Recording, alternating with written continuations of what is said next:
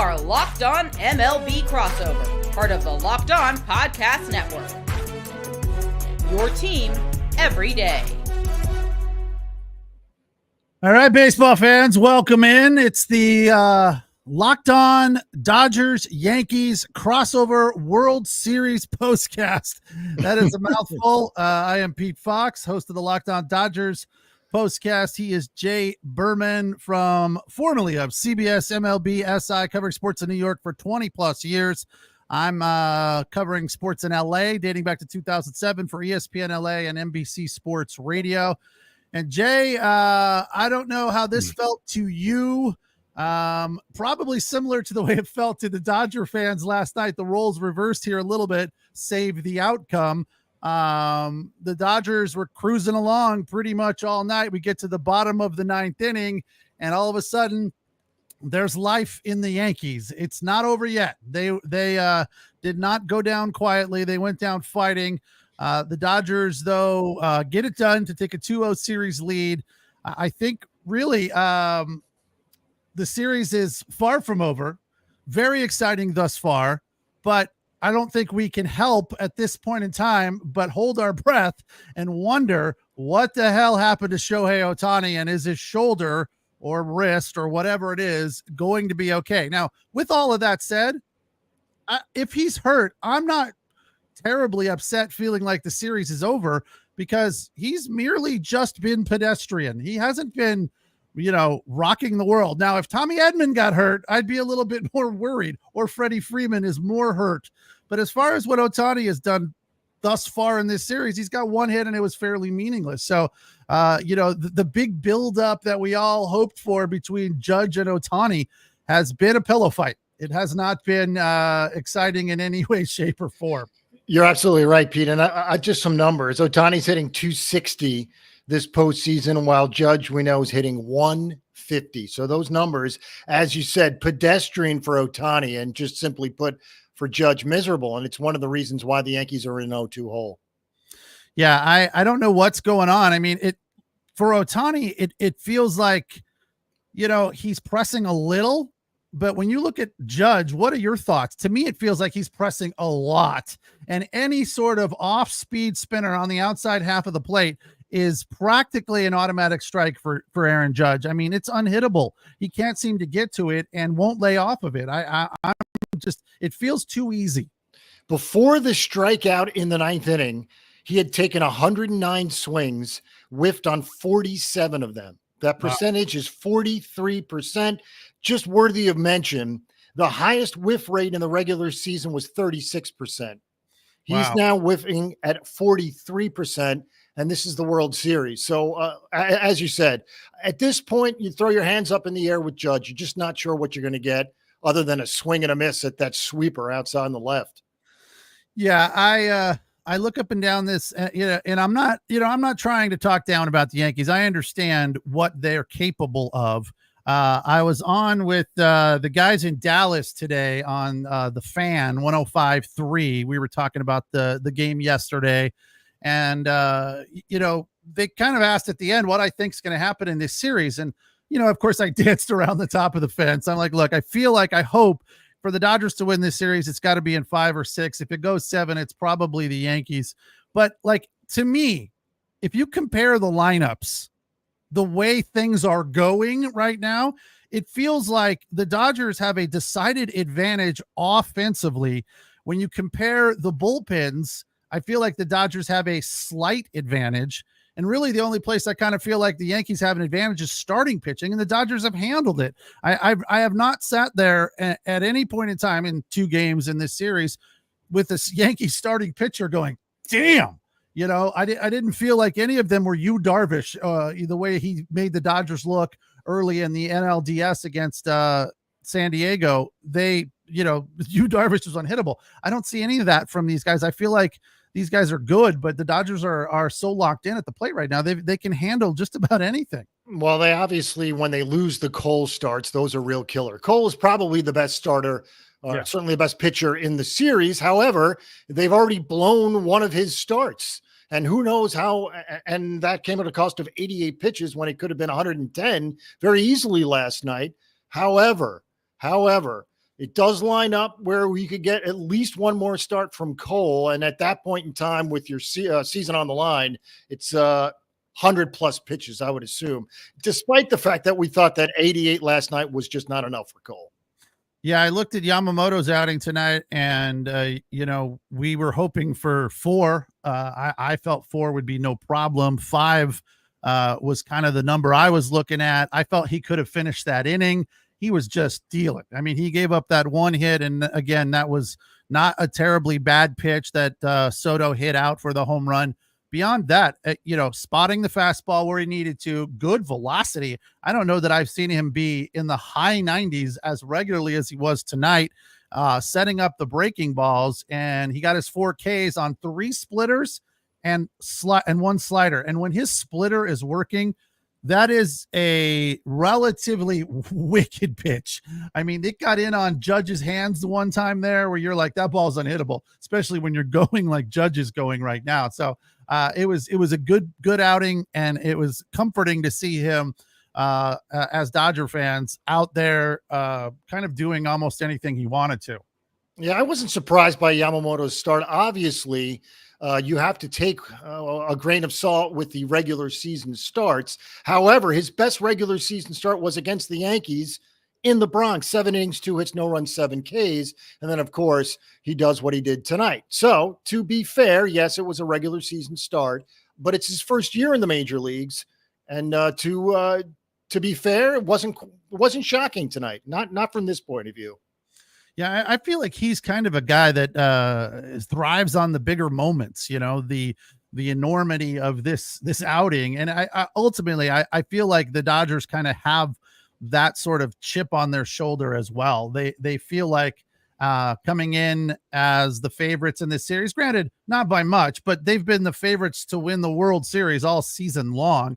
And the biggest hump for them really was getting past the Padres. Yeah. So from there, it's been a little bit more downhill and not quite as difficult. So when it comes to a big moment, ever since they got past the Padres, it seems like whoever is starting has really arrived and shown up and, as they say in Bull Durham, announced their presence with authority. So, I feel like we'll get the same thing from Walker Buehler on Monday, and then it becomes interesting with the bullpen day. But look, the Dodgers have done well in high-scoring games, 6+ runs. They have had 6+ in 5 straight games. So that's been something that they've been regularly doing, and it's a situation with this offense right now where I feel like they can kind of do anything they want. I don't know. I mean, I hate to get a little too confident at this point in time, but everything will change when we get into the Bronx and the Yankee crowd gets settled in and lets the Dodgers hear it. I'm sure it's not going to be a comforting environment for them. No, and it's worthy of note, and I know we're throwing a lot of numbers at each other, but teams taking a 2-0 lead in the best of 7 series have gone on to win 77 of 92 times. That's 84%. So as you said, the series by no means over, but it's close.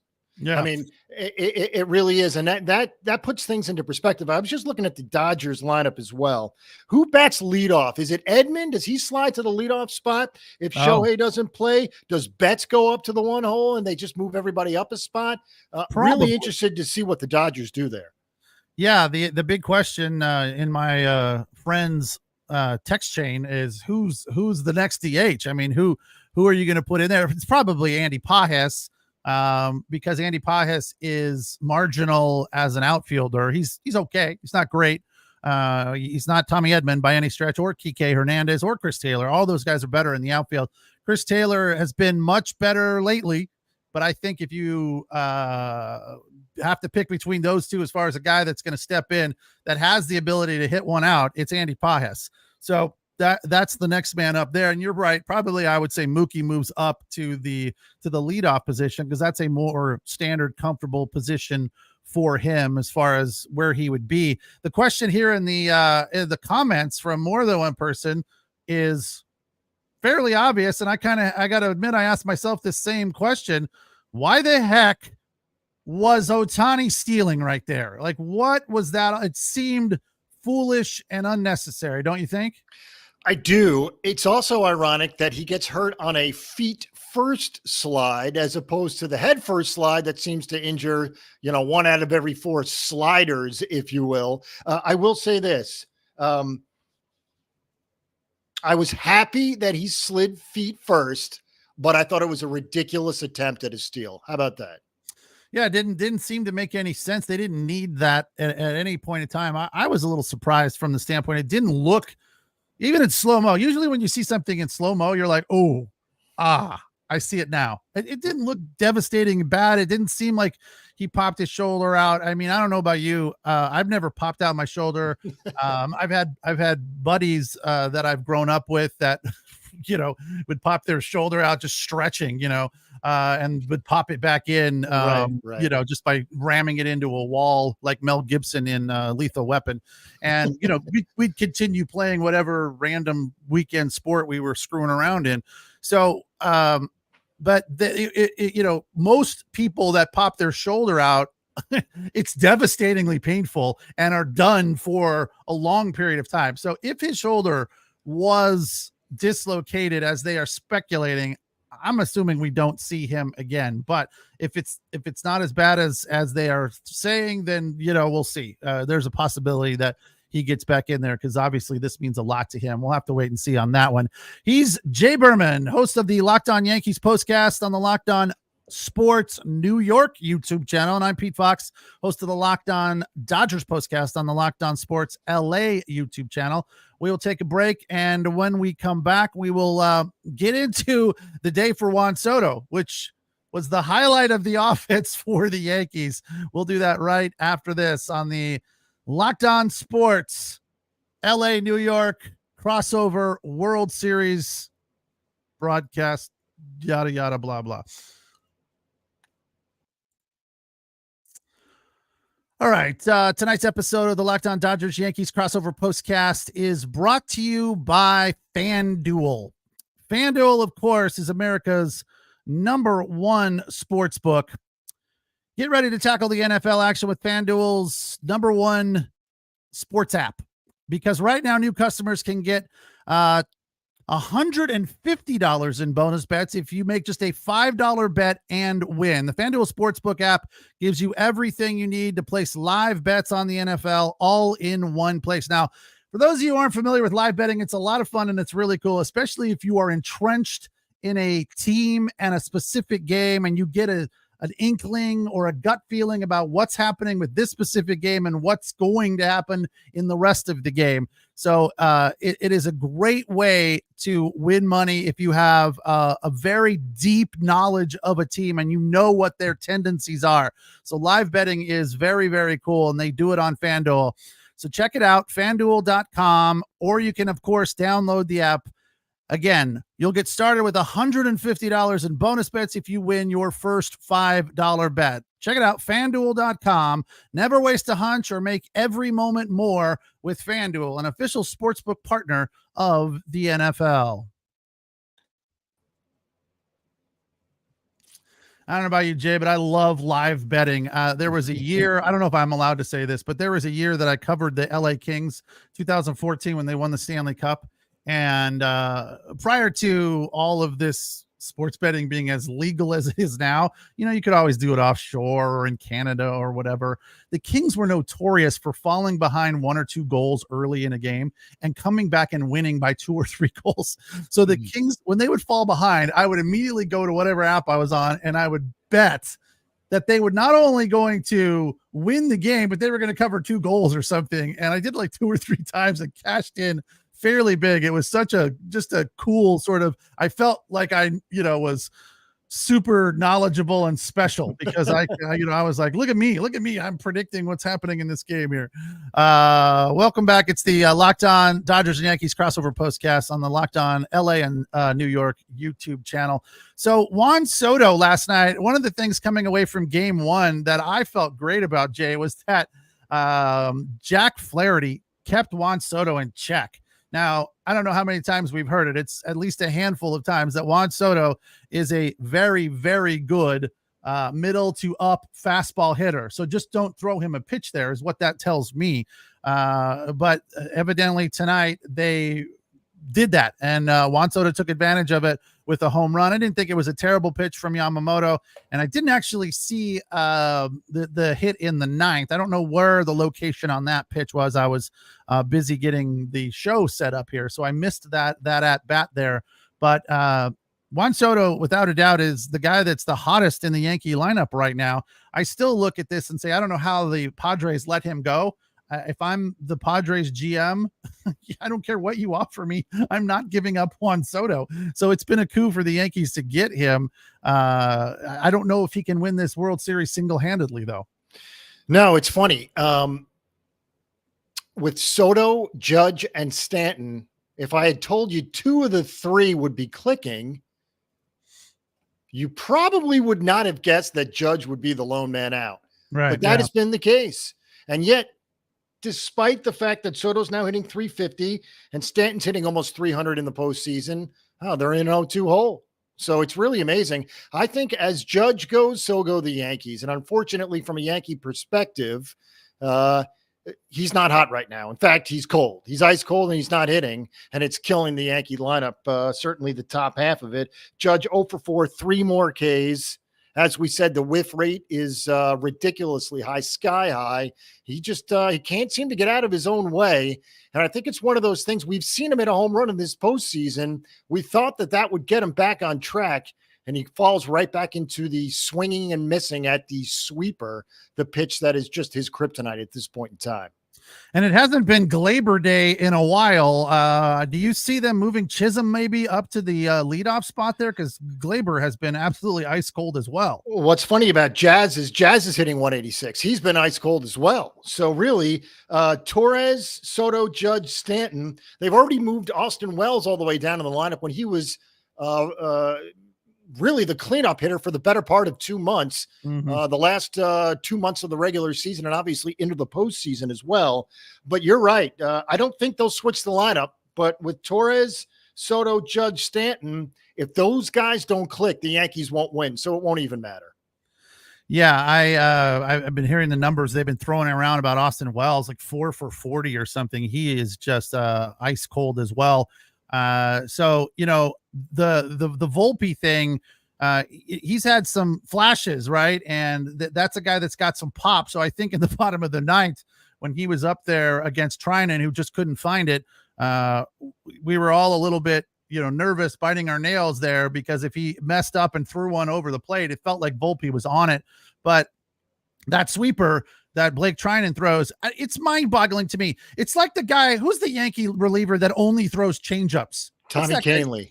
Yeah, Kahnle. I don't understand how that's possible. Just the same thing with Blake Trinan. He pretty much only throws that sweeper. If I'm in the batter's box against Blake Trinan, I am not swinging, right? Because that ball generally lands a good 1.5 feet outside of the strike zone. It's rare that he throws fastballs. He has 2 pitches. For me, I've been a bigger fan of Michael Kopech as the closer, because he brings more intensity, he brings more heat, and the capability of throwing 100 and then mixing it with some off speed that's like 85 to me is more devastating as a closer. But as you saw tonight and yesterday, he gets wild. I mean, he throws that ball 4 or 5 feet up, like where the catcher, Will Smith, has to jump out of his crouch to catch it. So, I guess I get the decision-making from Dave Roberts to go with Trinan, because he's just got more postseason closer experience. But man, it's been shaky, and I don't feel terribly confident about a guy that comes in there with 1 pitch or 2 anyway. Kahnle has 1. That is, to me, it makes absolutely no sense that he's able to be effective throwing an 85-mile-an-hour changeup. Changeup is called a changeup for a reason. It's changing the viewpoint, the speed, everything. If you're only throwing the changeup, it's now a same up. It's the same thing over and over again. I don't know how he's able to be successful and effective with that pitch. Trinan, I get it, because we've watched it all season. The Dodger announcers, Joe Davis and Oral Hershiser, like to call it cartoonish or video game-esque. And it really is. It's quite remarkable. That pitch is so it dances around the zone so much. I understand that they think it looks like a fastball, but I mean, the analytics should tell you that 85% of the time it's not. I know at this point in time, it's all hands on deck, and it certainly will be as the series progresses. But I will say this. The off day couldn't come at a better time, really, for both sides. You saw Trinan, who has now thrown close to 60 pitches in 24 hours. He's going to get a day, obviously, to rest on Sunday. But I'm just not so sure. Bonda, Kopech, Trinan, these guys have pitched every day. Same with Cousins, Hill, and Holmes for the Yankees. The only guy that at least high leverage guy for the Yankees that didn't go tonight was Luke Weaver. So he should be well rested. But again, Trinan 25 and then 35 or something like that pitch wise the last couple of nights. It's this rest is exactly what both these bullpens need. Yeah, without a doubt. Gratterall had a nice outing yesterday. Of course, Vesia looked good today, just throwing one pitch. Bonda with 16 was okay, and Kopech with 14. But yeah, Trinan probably won't see him on Monday, which makes sense, and that's fine. And, we'll get Gratterall in there. I feel like they still have fairly high leverage arms, and, if we can get 4 or 5 out of Walker Buehler, I feel like it's going to be okay. To answer a question here from the chat, I guess we haven't, we've buried the lead a few times. Did the Yankees lose or did the Dodgers win? Oh, that's a different question. I'm sorry. The answer to that question, in my opinion, I don't know. Let me think about that during the break. I'll come back and answer that, and you can do the same, Jay. He's Jay Berman. I'm Pete Fox. It is the Locked On Dodgers Yankees crossover postcast here for the World Series Game 2 that the Dodgers win by a score of 4-2. Of course, you can watch us on YouTube, on your local channels in New York and LA. And of course, you can download us wherever you find your podcast on the Locked On Dodgers and Yankees podcast feed. After the break, we'll come back and answer whether or not the Yankees lost or the Dodgers won. All right, let's talk game time for a moment. One of my favorite things to do, we've discussed this before, go see live events, be it a game, a concert, whatever. One of my most favorite things to do. So what you can do is Game Time has a new feature called Game Time Picks that makes getting tickets for your favorite live events even easier. Game Time Picks filters out the fluff to show you only incredible deals on great seats so you don't have time to waste searching through thousands of tickets. All right, take the guesswork out of buying tickets with Game Time. Download the Game Time app, create an account, use code LOCKEDONMLB for $20 off your first purchase. Terms apply. Again, create an account, redeem code LOCKEDONMLB. That's LOCKEDONMLB for $20 off. Download Game Time today. What time is it? It is game time. Dodgers with a 4-2 in to take a 2-0 series lead here. Yamamoto just one hit over 6 1/3. It was a home run for Juan Soto, who was the star performer of the day for the Yankees. To answer that tube use question, did the Yankees lose or did the Dodgers win this game? To me, that's fairly easy. It got tight there at the end. I don't think the Yankees really stepped in, and I think the Dodgers won this game. They outperformed them. Yamamoto was dealing. The Yankees couldn't figure him out, and that makes winning baseball games very difficult. I mean, let's just boil it down to what it is. Yamamoto was better than Rodon. And the Dodgers had a big inning. They continue to hit the ball. Mookie Betts is squaring balls up left, right, and center. He didn't have any hits yesterday, but he got a very clutch sac fly. And as I said yesterday, if Judge isn't 6'7", that ball is probably a double off of the wall because it was laced. So he got a single in the third. Then Teo, the 2-run home run. He's, capable of hitting a home run at any given time, in spite of not being, terribly consistent batting average wise. He's batting .229 this postseason, but 2 hits today, including the home run. And then Freddie with another home run, back-to-back jacks. I mean, we really haven't gotten into that because we've spent a lot of time talking about the Yankees and what's going on with Shohei Ohtani. So look, Freddie Freeman is having a monumental series for the Dodgers. Last night, of course, is a night that will live on in our memories for a long time, if not forever. Unless the Dodgers figure out a way to lose this series, as Joe mentioned during the game, it really will only become, golden if they win this series. But Freddie is just locked in right now. Tommy Edman is locked in.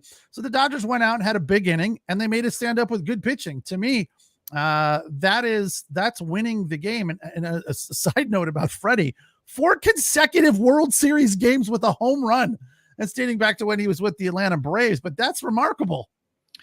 It really is. I was going to say from a Yankees perspective, and I'm with you. I think it's a bad sign from a starting pitching perspective from the Yankees. Carlos Rodon gave up 3 home runs tonight, all on fastball. So if Rodon, who throws pretty hard, can't get his fastball past the Dodgers' best hitters, well, then we're in trouble. Then the Yankees are in big trouble. Yeah, I just feel like the Dodgers lineup right now is, as somebody here in the chat earlier pointed out, it's seemingly every night it's somebody else kind of stepping into the spotlight to say, not by themselves, but with somebody else. Like Freddie Freeman's had 2 great nights back to back. Mookie Betts was great tonight. Last night, okay, it was a clutch sac fly that the Dodgers needed. And of course, Tommy Edman has been locked in since the championship series. So things are rolling for the Dodgers right now. And the big question just becomes, as you mentioned, the usage rate of the bullpen, with a bullpen day on the calendar for Game 4, which will be Tuesday. They have to hope that they can get through Game 3, relatively unscathed, get 5 or 6 from Walker Buehler, and then not have to, burn up a bunch of arms in the bullpen. But to me, it feels like a game for the Dodgers where if they fall down early and they have to pull Walker after a couple of innings, 3 innings, they're gonna run somebody out there that's an inning eater like Landon Knack and just say, go have fun, dude. I hope you don't get too much blood on your jersey, because it's probably going to get ugly. And, I felt they did that. The 2 losses in the championship series against the Mets, they just kind of waved the white flag and said, yeah, we'll catch you tomorrow. And it was fine. So I feel like the forecasting and the game planning, if you will, of the bullpen day and what goes into it before it, during it, and after it, the Dodgers have it figured out, and it's kind of remarkable. Yeah, I was going to say, I don't feel like there was a gift tonight. There would have been a gift if the Yankees scored more than 4 runs in the 9th inning to come from behind, because Trinan was clearly leaking oil. But the Dodgers won the game tonight. There was no gift from the Yankees. The Yankees, in the spots they are struggling in, is really rearing its ugly head, obviously with Judge and with the starting pitching. The bullpen tonight was great. They did not allow a run. All the runs coming courtesy of Rodon allowed all 4 runs. So it's not the bullpen's fault tonight. The bullpen has not been great for the Yankees the last 4 games, but it was solid tonight. By the way, respect to both teams tonight, a total of 3 walks. So there were no gifts tonight. Everything was put in play. There were no gifts. 3 total walks in when there's 300 pitches thrown is a pretty good number. Yeah, Dodgers out hitting the Yankees in this one, 8-4. What do you think about this, Jay? BC wants to know if they should, or he's exclaiming that they should stop pitching to Stanton. He's killing him. And look, I'm not saying intentionally walk him. That's a fair point, BC. I would say, look, pitch around him, but it's hard. That guy hit. He's just like Pete Alonso. He is a good bad ball hitter. It doesn't have to be a mistake over Main Street. If it's down and in, he is that. It looks kind of not impossible, but it looks improbable the way he hits with the closed front side, and he still can get to a ball down and in and just yank it into the stands the way he does. I mean, it's pure strength and proof that dude is a for real hitter. But yeah, I wouldn't have a problem if they went up there and, threw 3 spinners in the dirt to him and said, hey, if you want to offer it, these fine. If not, take your base. That's fine. But I feel the same way about the Dodgers. Who are you pitching to? Especially at the top of both these lineups. Let's say Glaber gets on it. He's been pretty good about getting on the last couple of months since they moved him into the 1 hole. But let's say Glaber gets on. I mean, who are you going to pitch to? Soto, Judge, Stanton? I mean, you got to wait till Jazz and Rizzo in the 5 and 6 holes. I mean, yes, it stings when a guy that's repeatedly beating you continues to beat you. But the same thing with the Dodgers. If we include Shohei, Mookie, Teoscar, Freddie, who are you going to walk? Who are you pitching to? And so that's why I sort of hesitate when you say Stanton's killing us. Continue to walk him. It's these lineups are too good. Yeah, it really kind of depends the situation. You know, you don't want to walk him as a leadoff hitter, pitch around him there. You just take your cracks at that point. But yeah, to answer that question for the Dodgers right now, Max Muncy and Will Smith are not going well. So there's the answer to the two guys that are really. Again, and Will Smith last night had he had a hit tonight. Last night had a clutch sac fly to score a run. So he's putting bat to ball, but he's not producing RBIs on a regular basis, getting on base. His batting average in the postseason is 159. And Miguel Rojas also returning to the lineup after the Rowan injury.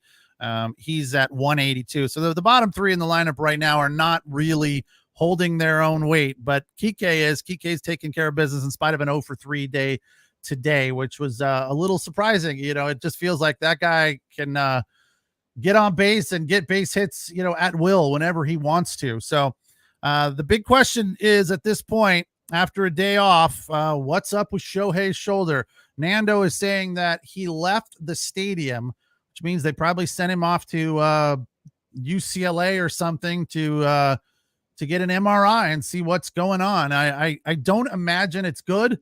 And I also don't imagine that he'll play in game 3 regardless.